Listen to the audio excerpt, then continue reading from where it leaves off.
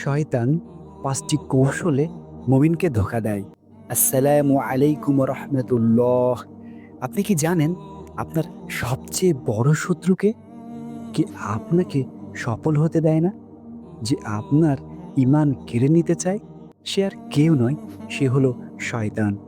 আল্লাহ সুবহানাহু ওয়া তাআলা পবিত্র কোরআনে বলেছেন, নিশ্চয়ই শয়তান তোমাদের শত্রু, অতএব তাকে শত্রু হিসেবেই গ্রহণ করো। সূরা ফাতির আয়াত ৬। কিন্তু শয়তান এতটাই চালাক যে সে আমাদের সামনে আসে না। সে অদৃশ্যভাবে সূক্ষ্ম কৌশলে আমাদের ধোঁকা দেয়। আজ আমরা শয়তানের এমন ৫টি কৌশল নিয়ে কথা বলব, যা জেনে আপনি নিজেকে রক্ষা করতে পারবেন ইনশাআল্লাহ। ১. আল্লাহর পথে আসতে অলসতা তৈরি করা, অর্থাৎ আরবিতে যাকে বলা হয় আল কাসাল। শয়তানের ১ম এবং সবচেয়ে কার্যকারী কৌশল হলো অলসতা। আপনি যখন কোনো ভালো কাজ করতে যাবেন, শয়তান তখন আপনার কানে ফিসফিস করে বলবে, আরেকটু পর করো, আজকে থাক, কালকে করবে। নামাজের ওয়াক্ত হয়ে গেছে, শয়তান বলবে, আরেকটু ঘুমিয়ে নাও, ফজরের সালাত কাজা হয়ে যাক।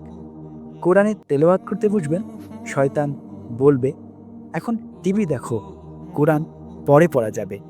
রাসূলুল্লাহ সাল্লাল্লাহু আলাইহি ওয়াসাল্লাম বলেন, তোমাদের কেউ যখন ঘুমিয়ে থাকে, তখন শয়তান তার মাথার পেছনে ৩টি গিরা দেয়।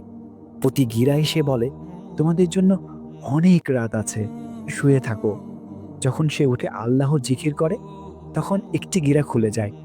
যখন সে অজু করে, তখন আরেকটি গিরা খুলে যায়। যখন সালাত আদায় করে, তখন সব গিরা খুলে যায়। তখন তার সকাল হয় সতেজ ও প্রফুল্ল মনে। অন্যথায় তার সকাল হয় অলস ও মনমরা হয়ে। সহিহ বুখারী। এই অলসতাই শয়তানের সবচেয়ে বড় অস্ত্র। ২.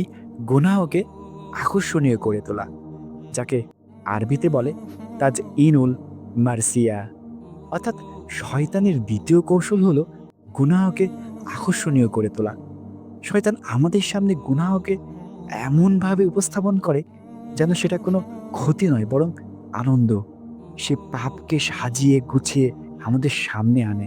যেমন মিথ্যা বলা, পরনিন্দা করা, হারাম সম্পর্ক তৈরি করা। শয়তান আমাদের কানে ফিসফিস করে বলবে, একবারই তো, কিছু হবে না, সবাই তো করে, একটু মজা নাও। আল্লাহ সুবহানাহু ওয়া তাআলা পবিত্র কোরআনে শয়তানের এই কৌশল সম্পর্কে বলেছেন, শয়তান তাদের কর্মকে তাদের দৃষ্টিতে শোভনীয় করে তুলেছিল। সূরা নামল আয়াত ২৮।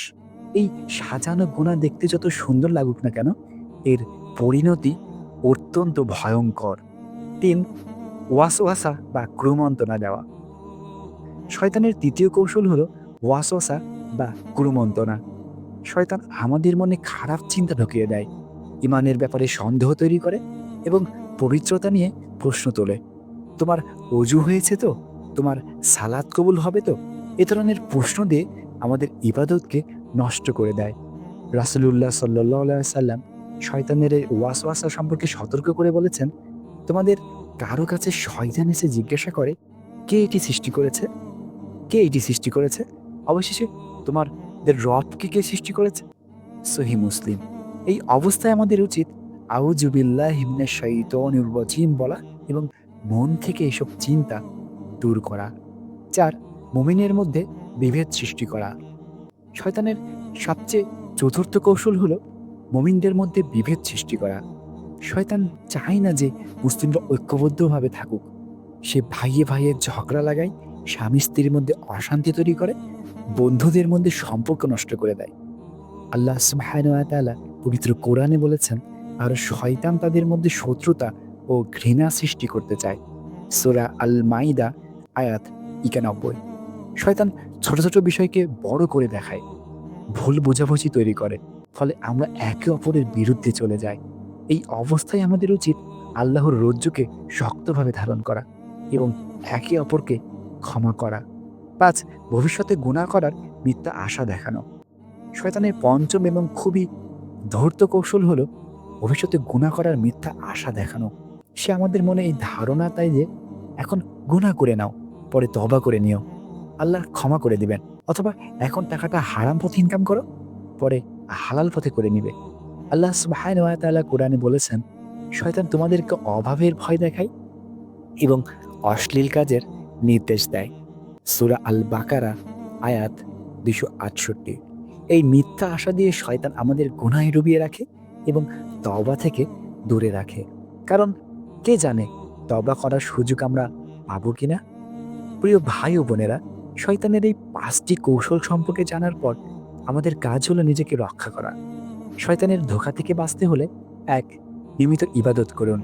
সালাত, কোরআন তেলাওয়াত ও জিকির করুন। ২. আল্লাহর কাছে সাহায্য চান। আউযু বিল্লাহি মিনাশ শাইতানির রাজিম পড়ুন। ৩. গুনাহ থেকে দূরে থাকুন। গুনাহকে ছোট মনে করবেন না। ৪. ঐক্যবদ্ধ থাকুন। মুসলিম ভাই ও বোনদের মধ্যে বিভেদ তৈরি করবেন না। ৫. তওবা করতে দেরি করবেন না। গুনাহ করার সাথে সাথে তওবা করুন। ইনশাআল্লাহ এই বিষয়গুলো মেনে চললে শয়তান আপনাকে ধোঁকা দিতে পারবে না। এই ভিডিওটি আপনার প্রিয়জনের সাথে শেয়ার করুন, যাতে তারাও শয়তানের ধোঁকা থেকে নিজেকে রক্ষা করতে পারে। আর আমাদের চ্যানেলটি সাবস্ক্রাইব করে আমাদের পাশে থাকা বেল আইকনটি প্রেস করে দিন।